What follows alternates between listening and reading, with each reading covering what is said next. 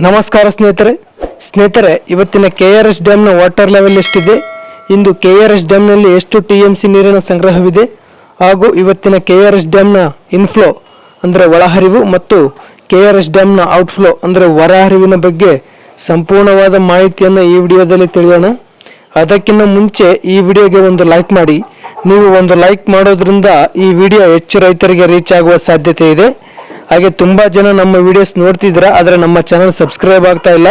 ದಯವಿಟ್ಟು ನಮ್ಮ channel subscribe ಆಗಿ, ಹಾಗೆ ಪಕ್ಕದಲ್ಲಿರುವ ಬೆಲ್ ಐಕಾನ್ ಪ್ರೆಸ್ ಮಾಡಿ ಈ ವಿಡಿಯೋವನ್ನು ಶೇರ್ ಮಾಡಿ. ಸ್ನೇಹಿತರೆ, ಇಂದು 25 ಆಗಸ್ಟ್ 2026 ಇಂದು ಮಂಗಳವಾರ. ಇವತ್ತಿನ KRS ಡ್ಯಾಮ್ನ ವಾಟರ್ ಲೆವೆಲ್ ಎಷ್ಟಿದೆ ಅಂತ ನೋಡುವುದಾದರೆ ಇಂದು 108 ಅಡಿ 4 ಇಂಚು ವಾಟರ್ ಲೆವೆಲ್ ಇದೆ.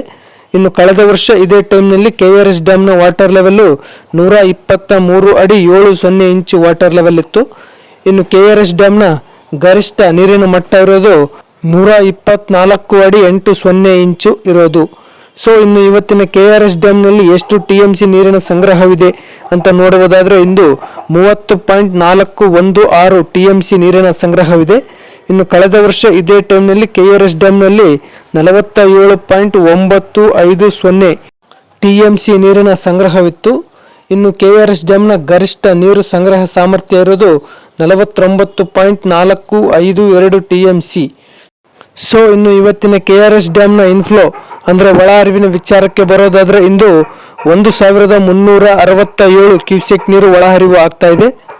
ಸೊ ಇನ್ನು ಇವತ್ತಿನ KRS ಡ್ಯಾಮ್ನ ಔಟ್ಫ್ಲೋ ಅಂದರೆ ಹೊರಹರಿವಿನ ವಿಚಾರಕ್ಕೆ ಬರೋದಾದರೆ ಇಂದು ಡ್ಯಾಮ್ನಿಂದ 4824 ಕ್ಯೂಸೆಕ್ ನೀರು ಹೊರಬಿಡಲಾಗ್ತಾ ಇದೆ.